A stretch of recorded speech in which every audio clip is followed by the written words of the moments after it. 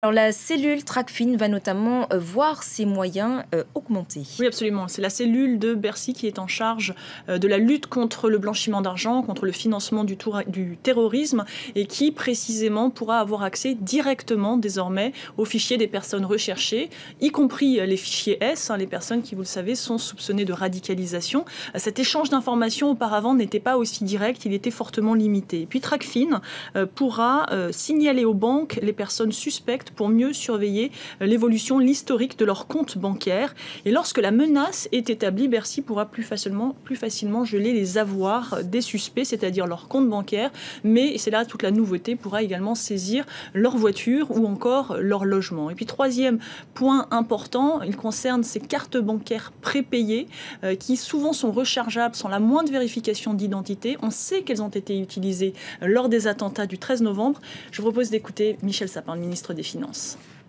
Nous encadrerons plus strictement l'utilisation des cartes prépayées dont il a été fait usage dans les attentats du 13 novembre afin de faire reculer, là aussi, l'anonymat dans l'utilisation de ces cartes. Avec le gouverneur de la Banque de France, vous le savez, j'ai rappelé à l'ensemble des institutions concernées, les établissements de crédit et les établissements financiers, leur devoir de vigilance.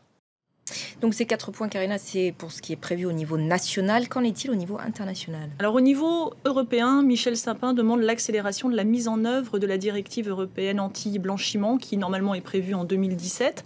Au niveau mondial, disons qu'il en appelle au GAFI, qui est cet organisme mondial de lutte anti-blanchiment, de lutte anti-terrorisme. Il réclame un travail plus subtil, ce sont ces termes, pour déterminer les États dits non coopératifs. À l'heure actuelle, ils ne sont que 2 sur cette liste noire, l'Iran, la Corée du Nord.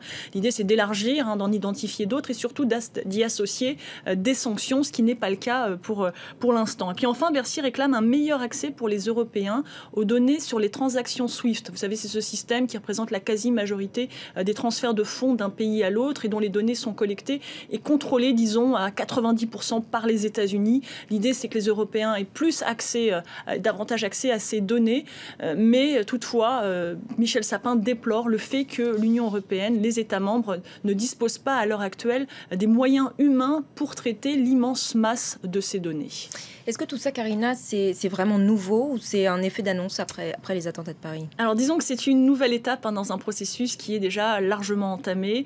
Ces mesures, elles viennent compléter, élargir, accélérer des mesures qui avaient déjà été en grande partie annoncées en mars dernier, après les attentats, à la suite des attentats du mois de janvier. On a en mémoire en particulier cette mesure qui interdit désormais en France le fait de régler des transactions en cash, en liquide, au-delà de 1 000 €.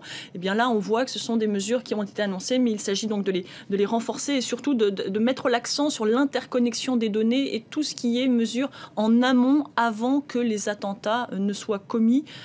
Pour faire simple, disons que la moitié des mesures annoncées aujourd'hui étaient déjà largement connues.